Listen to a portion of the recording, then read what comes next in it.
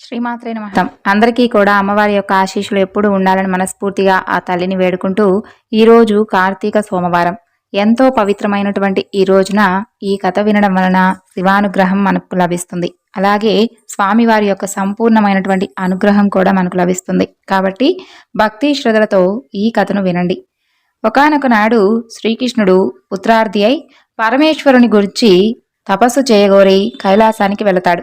అక్కడ శ్రేష్టమైనటువంటి హిమవత్ పర్వత శిఖరంపై తపస్సు చేస్తూ ఉన్నటువంటి ఉపమన్యు మహర్షిని చూసి భక్తితో చేతులు జోడించి ప్రణామం చేసి వినయంగా ఇలా ప్రశ్నిస్తాడు. ఓ ఉపమన్యు, నీవు మహాప్రాజ్ఞుడవు, శివభక్తులలోనే అగ్రగణ్యుడవు. నేను పుత్రార్థినై శివానుగ్రహాన్ని పొందగోరి ఇంతవరకు వచ్చాను. భక్తులకు సర్వదా ఆనందాన్ని కలిగించేటటువంటి పరమేశ్వరుని యొక్క మహిమను, తత్వాన్ని, నీ అనుభవాన్ని నీ యొక్క ముఖ కమలం నుండి శ్రవణం చేయాలి అని నేను ఉవ్విల్లూరుతూ ఉన్నాను. ఆ పైన నీవు చెప్పినటువంటి దానిని చక్కగా మనసుకు పట్టించుకొని పరమేశ్వరుని గురించి తపస్సుకు ఉపక్రమిస్తాను. శివానుగ్రహం లేనివాడు ఈ లోకంలో ఎట్టి అభ్యుదయాన్ని పొందలేడు కదా అని అడగగా, శ్రీకృష్ణుని యొక్క భక్తికి, వినయానికి ఎంతో సంతోషించి శివుణ్ణి మనసులోనే ధ్యానించి ఉపమన్యు మహర్షి ఇలా చెప్పసాగాడు. మహాశైవాగ్రగణ్యుడు అయినటువంటి వాసుదేవా, ఒక్కసారి నేను చెప్పేటటువంటి ఈ మాటలను శ్రద్ధగా విను. మహేశ్వరుని యొక్క మహిమను నేను ప్రత్యక్షంగా చూశాను. నేను తపస్సు చేస్తూ ఉండగా సమస్త పరివార సహితుడైనటువంటి శంకరుణ్ణి, ఆయన యొక్క ఆయుధాలను చూశాను. విధి, మాధవ, ఇంద్రాది బృందారక బృందమంతా కూడా కరకమలాలను జోడించి శిరసున గీలించి ఆయనను పర్యవేక్షించి మరీ స్తుతిస్తూ ఉండగా ఆ యొక్క సుందర దృశ్యాన్ని తన్మయత్వంతో నేను దర్శించాను. తన స్వరూపంలో 3 అంశలతో ప్రకాశించువాడు, నిత్యానంద స్వరూపుడు, ఒక అంశచే జగద్రూపకంగా ప్రకటమైనటువంటి వాడు, మహాద్రంష్టుడు, అగ్నిజ్వాలా మండితుడు, సహస్రానేక దివ్యాయుధ సంపన్నుడు, విరాట్ స్వరూపుడు అయినటువంటి పరమేశ్వరుణ్ణి దివ్య రూపాన్ని దర్శించాను. కల్పాంతమందు సర్వ జగత్తును ఆయన ఉపసంహరిస్తాడు. ఆయన చెంత పరమ గూహ్యమైనటువంటి ఆయన యొక్క శూలాన్ని వీక్షించాను. దానికి విజయము అనేటటువంటి పేరు.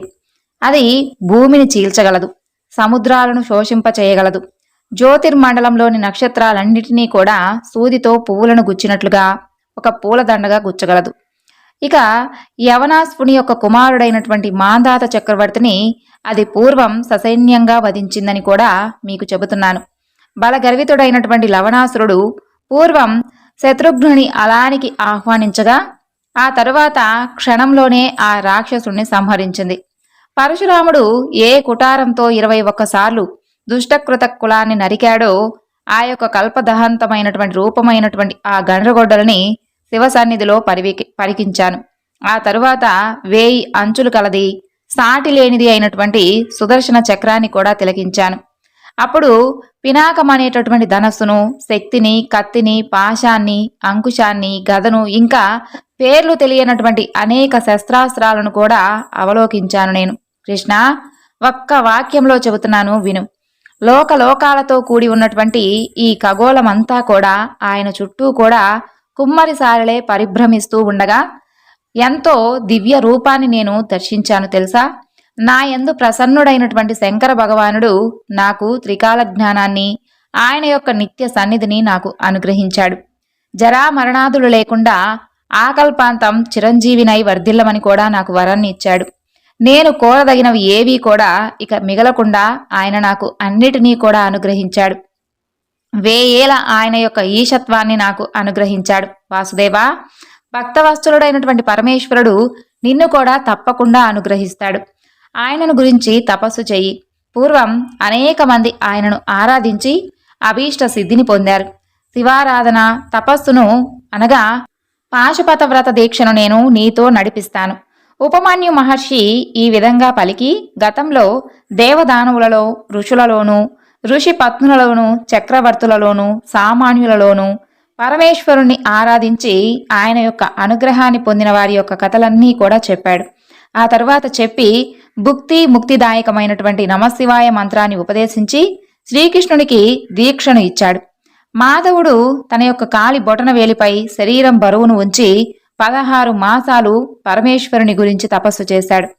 ఆయన నిష్టకు ఎంతో సంతోషించినటువంటి పరమేశ్వరుడు పార్వతీ సహితుడై దర్శనమిచ్చి ఎట్టి దుర్లభమైనటువంటి వరాలనైనా కాని కోరుకోమని పలకగా అప్పుడు శ్రీకృష్ణుడు ఇలా ప్రార్థించాడు. ఓ దేవదేవా, మహాదేవా, నా యందు నీవు ప్రీతుడవైనచో 8 వరాలను నాకు అనుగ్రహించు. నిత్యము కూడా శివధర్మమునందు నా బుద్ధి నిలుచుగాక. శాశ్వతమైనటువంటి కీర్తి కలుగునుగాక. స్థిరమైనటువంటి నీ సన్నిధి నాకు లభించునుగాక. నీ యందు నిత్య భక్తి సిద్ధించునుగాక. నా కుమారులు అందరికీ కూడా ఒక్కొక్కరుకు 10 మంది పుత్రులు కలిగి నా వంశం తామర తంపరయ్యై వర్ధిల్లుగాక. నా శత్రువులు సంగ్రామ రంగంలో వధింపబడుదురుగాక. నాకు శత్రువుల వలన అవమానం కలగకుండునుగాక.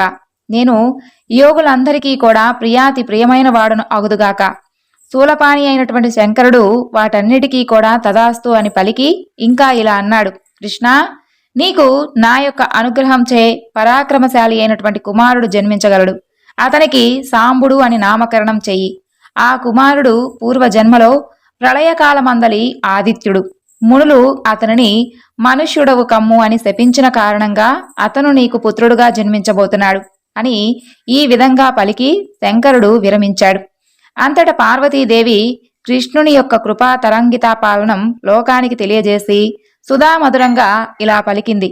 ఓ వాసుదేవా, నీ యొక్క ఈశ్వర భక్తికి తపస్సుకు నేను కూడా సంతోషించాను. నా నుండి కూడా నీకు దుర్లభమైనటువంటి వరాలను పొందేలాగా వరాన్ని అనుగ్రహిస్తున్నాను. దానికి గోవిందుడు ఆనందించి భుక్తియుక్తుడై ఇలా అన్నాడు. జగన్మాత, నీ దయకు నేను కూడా పాత్రుడయ్యాను. అదే 10,000. అయినా వరాలకు ధనార్జనకు ఇక చాలు. చాలు అనేది ఏదీ కూడా ఉండదు కదా. నాకు ఎన్నడైనను బ్రాహ్మణులపై ద్వేషం కలగకుండునుగాక. సర్వకాల సర్వావ్యస్తలయందు బ్రాహ్మణ భక్తి స్థిరమై నిలుచునుగాక. మంగళకరమైనటువంటి గోబ్రాహ్మణ సేవను సర్వదా చేసేదనుగాక. నా తల్లిదండ్రులు సంతోషంతో ఉండురుగాక. సర్వ ప్రాణుల యందు నేను అనురాగాన్ని కలిగి ఉండునుగాక. మీ ఆది దంపతుల యొక్క దర్శన భాగ్యంచే నా వంశంలో యోగ్యమైనటువంటి సంతానం కలుగునుగాక. ఇక నేను 100 యజ్ఞములను చేసి ఇంద్రుణ్ణి దేవతలను సంతోషపెట్టుదునుగాక. నేను ఇంటిలో సర్వదా యతులకు అతిథులకు శ్రద్ధచే పవిత్రమైనటువంటి భోజనాన్ని సమర్పించెదనుగాక. నేను స్త్రీ జనోద్ధారకుడు అవుదునుగాక. నాకు అందరి యందు సమభావం ఉండుగాక. మీ దంపతులు నాకు సర్వదా రక్షకులై ఉండురుగాక అని ఈ విధంగా ప్రార్థించినటువంటి శ్రీకృష్ణుణ్ణి అన్ని విధాలా అనుగ్రహించి అంతర్ధానమయ్యారు ఆ ఆది దంపతులు. వాసుదేవుడు సఫల మనోరథుడై ఉపమన్యు మహర్షికి కృతజ్ఞతలు వెల్లడించి ఆయన నుండి సెలవు తీసుకొని మనసులోనే శివ సహస్రనామాలను పఠిస్తూ ద్వారకను చేరి ఇష్టకథా వినోదాలతో సుఖంగా ఉన్నాడు. ముల్లారా, ఈ యొక్క సర్వ జగత్తు ఈశ్వర మాయచే కప్పబడి ఉంది. 8 విధాలైనటువంటి పుట్టుక కలిగినటువంటి దేవజాతులు, ఒకే ఒక విధానంలో పుట్టుక కలిగినటువంటి మనుష్య జాతి, 5 విధాలుగా పుట్టుక కలిగినటువంటి పశుపక్షాదులు కూడా మొత్తం 14 విధాలైనటువంటి పుట్టుకలు ఉన్నాయి. ఆ జీవులన్నీ కూడా శివుని నుండి ఉత్పన్నమవుతూ ఉంటాయి. తిరిగి మరలా ఆయనలోనే నిలీనమవుతాయి. ఆయన యొక్క మాయను ఎవ్వరూ కూడా దాటలేరు. ఓ మహర్షులారా, శివమాయా ప్రభావంచే లోకపాలకుడైనటువంటి విష్ణువు కామమోహితుడై పరకాంతా సంక్తిచే శాపగ్రస్తుడయ్యాడు. ఆ తరువాత ఒకానొక నాడు నారదుడు తన తండ్రిని సమీపించి, శంకరుడు కైలాసానికి ఎప్పుడు వెళ్ళాడు? కుబేరునితో స్నేహం ఏ విధంగా కలిగింది? పరిపూర్ణుడైనటువంటి పరమేశ్వరుని యొక్క లీలా విశేషాలు ఏమిటి చెప్పవలసింది అని కోరగా, అందుకు బ్రహ్మ చెప్పినటువంటి ఒక ముఖ్యమైనటువంటి కొన్ని శివలీలల గురించి వివరిస్తాను వినండి అని సూత మహర్షుల వారు శౌనకాది మునులకు వివరిస్తున్నాడు. కాంపీల్య నగరంలో సోమయాజి కులోద్భవుడైనటువంటి యజ్ఞదత్తుడు అనేటటువంటి దీక్షుడు ఒక ఆయన ఉండేవాడు. ఆయన స్వయంగా యజ్ఞదీక్షను స్వీకరించినటువంటి సోమయాజి. అంతేకాదు, శ్రవత కలాపమందు అలాగే బహుప్రజ్ఞావంతుడు, వేదాంగ పారాంగతుడు, రాజమాన్యుడు, వదాన్యుడు, కీర్తిభాజనుడు అయినటువంటి నిత్యాగ్నిహోత్రి సుందరుడు. ఆ యజ్ఞదత్తునికి గుణనిధి అనేటటువంటి ఒక కుమారుడు ఉన్నాడు. తండ్రి అతనికి 8వ ఏటనే ఉపనయనం చేశాడు. రాజకార్య నిమగ్నుడైనటువంటి తండ్రి కుమారుణ్ణి విద్యా వ్యాసంగాన్ని మాత్రం ఎప్పుడూ పట్టించుకోలేదు. ఫలితంగా దుష్ట సాంగత్యం వలన గుణనిధి యూత క్రీడాపరాయణుడయ్యాడు. అయితే తల్లితో మాయమాటలు చెబుతూ ఆమె నుండి సంగ్రహించినటువంటి కొంత ధనంతో జోదమాడుతూ ఉండేవాడు. ఆ వ్యామోహంలో దుర్జన సాంగత్యం చేసి స్నాన సంధ్యాదుష్టాలను కూడా విసర్జించాడు. అంత మాత్రమే కాకుండా నీచమైనటువంటి సాంగత్యం వలన కలిగినటువంటి తుచ్చ సంస్కారంతో వేదశాస్త్ర దేవ బ్రాహ్మణుడైనటువంటి కొంతమంది బ్రాహ్మణులను కూడా నిందిస్తూ ఉండేవాడు. శృతి విహిత ధర్మాలను విడిచి నిరంతరము గీతవాద్యాగోష్ఠులతో కాలం వెళ్లబుచ్చుతూ వేశ్యాలోలుడయ్యాడు. నటులు, పాషాండులు, బండులు వీరందరూ కూడా వారితో కలిసి కాలయాపన చేస్తూ ఉండేవాడు. ఇంట్లో మాత్రం తండ్రి లేనప్పుడు కుమారుని లాలించి హితోక్తులు చెప్తూ ఉండేది తన తల్లి. అయితే గుణనిధికి 16 సంవత్సరాల ప్రాయం వచ్చేసరికి తండ్రి స్నాతక సంస్కారాదులను జరిపి వివాహం జరిపించాడు. అయితే వివాహం తరువాత కూడా గుణనిధి యొక్క ప్రవర్తనలో మార్పు రాలేదు. ఒక రోజున తల్లి గుణనిధిని కూర్చుండబెట్టి స్నేహార్థ హృదయంతో మృదువైనటువంటి వాక్కులతో నయంగాను భయంగాను ఇలా హితవు చెప్పింది. కుమారా, నీ తండ్రి కోపిష్టి. ఈ చేష్టలు కట్టిపెట్టు. నీ విషయం ఆయనకు కనుక తెలిస్తే నిన్ను నన్ను ఇద్దరినీ కలిసి దండిస్తాడు. కాబట్టి ఏదో ఇప్పటి వరకు ఆయనకు తెలియకుండా కప్పిపెడుతూ వస్తూ ఉన్నాను. ఫస్టా, నీ తండ్రి ధనం చేతనే కాకుండా కేవలం సదాచారం వల్లనే లోకపూజ్యుడయ్యాడు.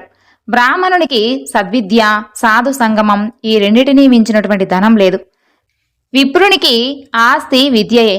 నీకు వీటి యందు ప్రీతి పుట్టకపోవడానికి అసలు కారణం ఏమిటి? నీ పూర్వీకులు తాత ముత్తాతలు మంచి శ్రోత్రియులు, దీక్షితులు, సోమయాజులు కూడాను. లోకంలో మన యొక్క కుటుంబానికి ఉన్నటువంటి పేరు ప్రతిష్టలను పాడు చేయవద్దు. దుష్ట సాంగత్యాన్ని వదిలిపెట్టు. సాధు సంగతిని అలవర్చుకో. సద్విద్యలయందు మనసు పెట్టు. బ్రాహ్మణాచారాలను పాటిస్తూ ఉండు. తండ్రికి తగినటువంటి కొడుకు అని అనిపించుకో. నీకు 19 సంవత్సరాలు. నీ భార్యను చూడు, 16 సంవత్సరాల యువతి, ఉత్తమురాలు. మీ మామగారు, మేనమామలు సర్వత్రా గుణశీలవంతులు. అలాగే మీ తండ్రి గారి శిక్షలను కూడా ఒక్కసారి చూడు. వారెంత వినయంగా, ఎంతో వినయమైనటువంటి సంపన్నులో. నీ విషయం గనక రాజుగారికి తెలిస్తే మీ నాన్నగారి యొక్క దీక్షితత్వాన్ని తీసేస్తారు, అలాగే శిక్షిస్తారు కూడాను. అప్పుడు మనకు పూట గడవడం కూడా కష్టమైపోతుంది. ఈ విధంగా తల్లి ఎంత బోధించినా కూడా గుణనిధి యొక్క ప్రవర్తన మాత్రం మార్చుకోలేకపోయాడు. ఇంట్లో ఉన్నటువంటి వస్తువులన్నిటినీ కూడా క్రమంగా జోడగాళ్లకు అర్పిస్తూ ఉండేవాడు. ఒక రోజున తండ్రి అయినటువంటి దీక్షితుడు వీధిలో ఒక జోదగాని వేలికి ఉన్నటువంటి తన వజ్రపు ఉంగరాన్ని చూసి గుర్తించి గుచ్చి అడుగుతాడు. అసలు ఇది నీ వద్దకు ఎలా చేరింది అని చెప్పి అడగగానే ఆ విధంగా అడిగినటువంటి అతనిని, ఓ దీక్షిత స్వామి, దీనిని నేనేమీ కూడా చౌర్యం చేయలేదు. నీ కొడుకు దీనిని జోదంలో పోగొట్టుకున్నాడు. ఇదొక్కటే కాదు, ఇంకా చీరలు, సొమ్ములు చాలా ఉన్నాయి. ఆ వరుసలో ఈ నగరంలో అతనితో సమానమైనటువంటి జోదగాడు ఇంక ఎవ్వరూ కూడా లేడు. నీతో సమానమైనటువంటి శ్రోత్రియుడు లేడు. అసలు ఈ విషయం నీకిప్పటి వరకు తెలియలేదు అని అంటేనే నాకు ఆశ్చర్యంగా ఉంది.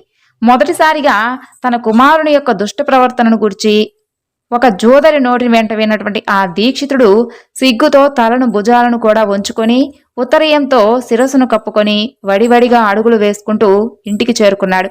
ఇంటికి చేరి భార్యను పిలిచి ఇలా అన్నాడు. ఓసి సోమిదేవమ్మ, ఇలా రా. గుణనిధి అయినటువంటి నీ కొడుకెక్కడా? సరే, ఆ భ్రష్టుడితో నాకేం పనిలే కాని రాజుగారు నాకిచ్చినటువంటి రత్నాంగుళీయకాన్ని తైలాభ్యంగన వేల చిరునవ్వులు చిలికిస్తూ మరి గిలిగింతలు పెట్టి తీసుకున్నావు కదా, ఏది ఇలా ఇవ్వు. ఆ రోజున నేను చాలా జాగ్రత్తగా భద్రపరుస్తాను అని చెప్పి తీసుకున్నావు కదా, గుర్తుందా? ఏది ఆ ఉంగరం? ఇప్పుడు ఎక్కడ ఉంది? వెంటనే వెళ్ళి తీసుకొనిరా. ఆ మాటలు విన్నటువంటి సోమిదేవమ్మ భయపడిపోయి పైకి గాంభీర్యాన్ని నటిస్తూనే ఇలా అంటుంది. నెత్తి మీద సూర్యుడు నిప్పులు కక్కుతూ ఉన్నాడు. మధ్యాహ్నం 12 గంటలైంది. స్నానానికి ఏర్పాట్లు చేశాను. ముందు స్నానం చేసి అనుష్ఠానం తీర్చుకొని భోజనం చేయండి. ఆ ఉంగరాన్ని ఎక్కడో కాని భద్రపరిచి దాచిపెట్టి ఉంచాను. వెళ్ళి వెతుకుతాను. ఇప్పుడు దానికేం తొందర లేదులే అని చెప్పి అంటుంది. కొడుకు చెడు నడతను ఇంకా కూడా కప్పిపెడుతూ ఉన్నటువంటి తల్లి అవివేకపు పలుకులకు ఆగ్రహోదక్తుడైనటువంటి ఆ దీక్షితుడు ఒక్కసారిగా శిఖను జోడించి పంచ పైకగట్టి ఉత్తరీయాన్ని దులిపి మొలకు చుట్టి యజ్ఞోపవీతాన్ని సవరించి దక్షిణ బాహువును పైకెత్తి అంగుళీ స్ఫోటనం చేసి సోమదేవమ్మ వైపు తిరిగి చూస్తూ తర్జనితో నిర్దేశించి కండ్ల మెరుపులు కురియా పండ్లు పటపటా కొరుకుతూ భార్యతో ఇలా అంటాడు. ఓ సోమిదేవమ్మ, చాలు, నీ మాయమాటలు ఇక కట్టిపెట్టు. వాడి గురించి నేను అడిగినటువంటి ప్రతిసారి కూడా నువ్వు అసత్యాన్నే పలుకుతూ వస్తున్నావు. కానీ హంసల బారు అంచు, మామిడి చిగురు రంగు పైటంచు, జలతారు పట్టుచీర ఇవన్నీ కూడా ఏవి? రాళ్లు పొదిగినటువంటి బంగారు గిన్నె ఎక్కడ? 3 పేటల పట్టుతో నేసినటువంటి నా పట్టుపంచ ఏది? ఏ జోదరి కట్టుకుంటున్నాడో ఏమిటో? దక్షిణ దేశం నుండి తెచ్చినటువంటి ఇత్తడి పాత్ర, గౌడ దేశం నుండి తెచ్చినటువంటి రాగి పాత్ర ఇవన్నీ ఎక్కడ ఉన్నాయి? జీవకళలు ఉట్టిపడేటటువంటి దంతపు బొమ్మ ఏ వేశ్యా మందిరంలో ఉంది? అవన్నీ సరే, వివాహ సమయంలో నీ వేలికి అలంకరించినటువంటి రత్నాంగుళీయకం తెచ్చి చూపించు. కులస్త్రీవైనటువంటి నీపై కోపించడం తగదు.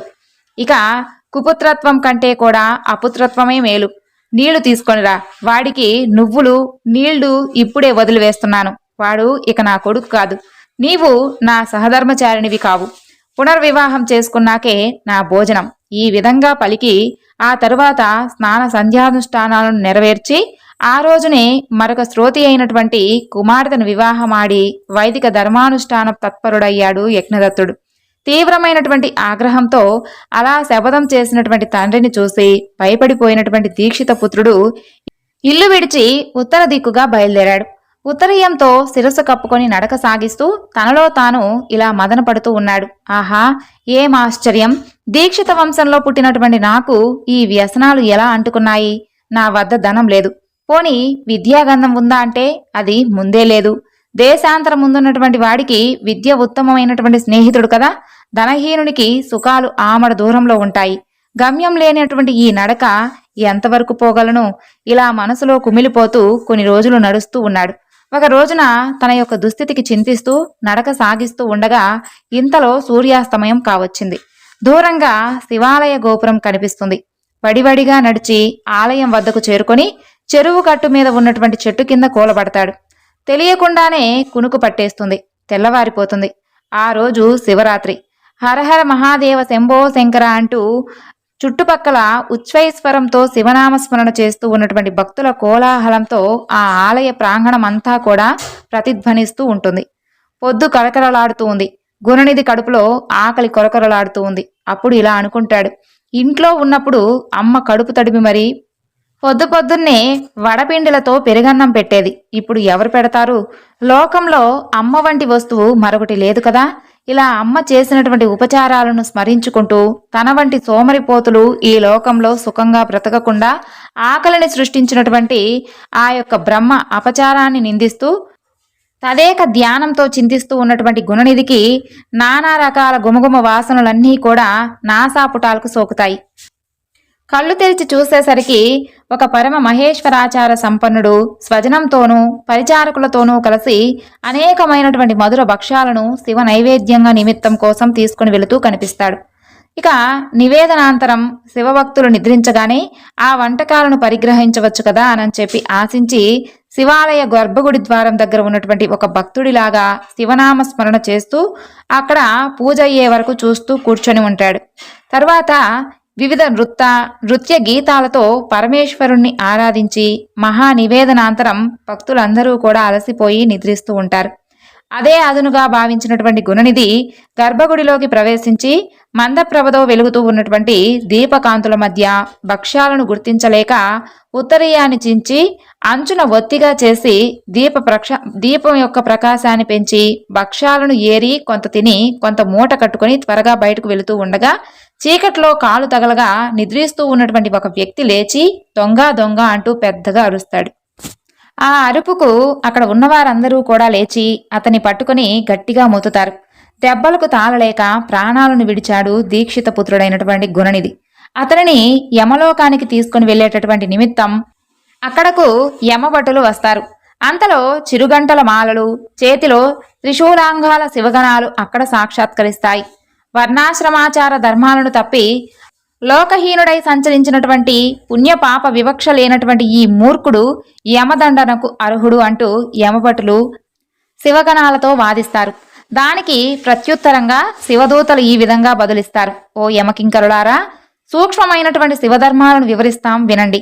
ఇతను శివరాత్రి నాడు ఉపవాసం ఉండి జాగరణ చేశాడు.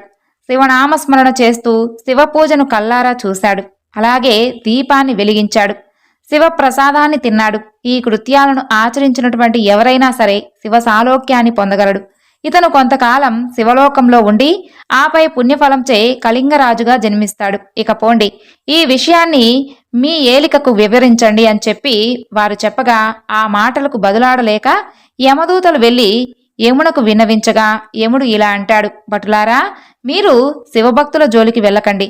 విభూదితో త్రిపుండ్రాలను ధరించిన వారిని, శరీరమంతా కూడా భస్మం పూసుకున్న వారిని, రుద్రాక్ష జటాధారులను, శివ వేషధారులను మీరు యమలోకానికి తీసుకొని రాకండి. ముల్లారా, ఇది శివభక్తి యొక్క మహిమ. ఆ తరువాత కథను చెబుతున్నాను వినండి అంటూ సూతుడు ఇలా చెప్పసాగాడు. ఈ విధంగా శివలోక ప్రాప్తిని పొందాడు గుణనిధి. అక్కడ శివగణాలతో కలిసి శివ పార్వతులను చక్కగా సేవించి కొంతకాలం తరువాత అరిందముడు అనేటటువంటి పేరు కలిగినటువంటి కళింగరాజుకు కుమారుడై జన్మించాడు. అతని పేరు దముడు. పూర్వజన్మ సంస్కారం చేత బాల్యం నుండే శివభక్తి అలవడింది. అతను రాజ్యాధికారాన్ని పొందగానే రాజ్యం అంతా కూడా శివధర్మాలను ప్రచారం చేసి అనేకమైనటువంటి నూతన శివాలయాలను కూడా నిర్మించాడు.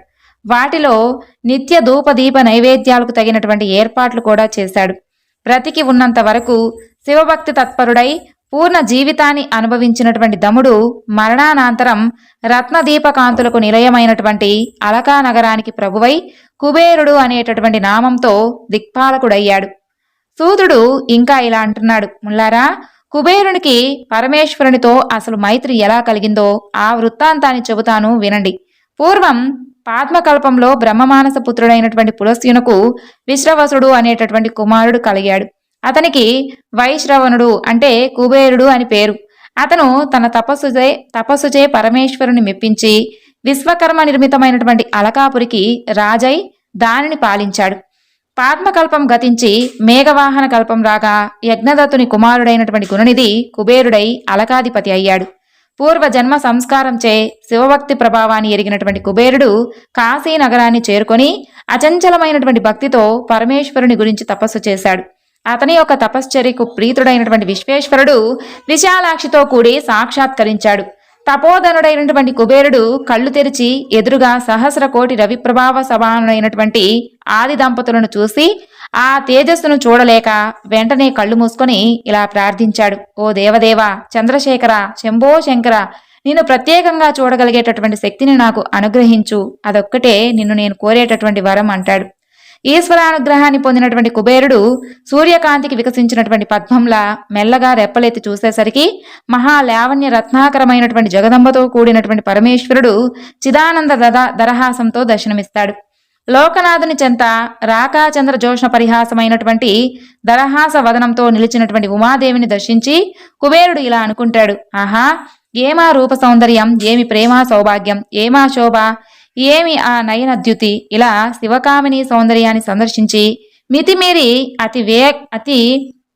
అతివేలంగా ప్రవర్తించిన కారణంగా కుబేరునికి ఎడమ కన్ను పగిలిపోయింది. దానికి పరికించినటువంటి పార్వతీదేవి పరమేశ్వరునితో, నాదా, ఏమిటి ఈ యొక్క దుష్ట తాపసుడు నా సౌందర్యాన్ని ప్రశంసిస్తూ ఉన్నాడు? మదనాంతకులైనటువంటి వీడు మీ దర్శన సౌభాగ్యాన్ని పొందాక కూడా ఈ యొక్క తాపసునిలో కామబీజం మాత్రం నశించలేదు అంటే తపస్సంతా కూడా వ్యర్థమైనట్లే కదా అని అంటుంది. దానికి పరమేశ్వరుడు ఈ విధంగా అంటాడు, దేవి, ఇతను దుష్టుడు కాదు, మనకు ఇష్టుడైనటువంటి కుమారుడు. ఇతను నీ సౌందర్యాన్ని కాదు, సౌభాగ్యాన్ని వర్ణిస్తున్నాడు. నా అర్ధాంగివైనటువంటి నీకు నీ యొక్క తపస్సంపదను మనసులో మననం చేసుకుని మైమర్చిపోతూ ఉన్నాడు. ఆ తరువాత దేవికి ఇలా ప్రత్యుత్తరం ఇచ్చి పరమేశ్వరుడు కుబేరునితో, వత్సా, నీ తపస్సుకు నేను సంతోషించాను. నీవు నవవిధులకు నాదుడవుగాక, గుహ్యకులకు, యక్షులకు, కిన్నరులకు, పుణ్యాత్ములకు ప్రభువుగా ఉండుగాక. ఈ పైన నీవు నాకు నిత్య సన్నిహితుడవు. నేను నీకు సన్నిహితంగా అలకా నగరానికి సమీపంగా ఉంటాను. లోకపావని అయినటువంటి ఈమె నీ తల్లి, ఆమె పాదాలకు నమస్కరించు అని దయతో ఆజ్ఞాపించగానే కుబేరుడు ఆమె పాదాలపై పడ్డాడు. సుప్రసన్నమైనటువంటి మనస్కురాలైనటువంటి ఆ తల్లి కుబేరునితో, పశ్చా, నిరంతరం నీకు మా యందు భక్తి వర్ధిల్లునుగాక. ఆపై ఎర్రని ఒకే నేత్రం కలవాడు అవుదుగాక. నా యందు ఈర్ష్యను పొందేవు కాబట్టి కుబేర నామంతో ప్రసిద్ధువవుగాక అని పలికింది. అలా కుబేరునికి వరాలను ఇచ్చి అలకానగర సమీపంలో ఆది దంపతులు కైలాసాన్ని నివాసంగా చేసుకొని అక్కడే సుఖంగా ఉంటూ ఉన్నారు. ఈ విధంగా సూత మహర్షి శౌనకాది మునులతో పరమేశ్వరునికి కుబేరునితో ఏర్పడినటువంటి సాంగత్యం గురించి వివరించాడు. వాటితో పాటు గుణనిధి పొందినటువంటి శివానుగ్రహాన్ని గురించి కూడా వివరించాడు. సర్వం శ్రీ లలితార్పణమస్తు. స్వస్తి.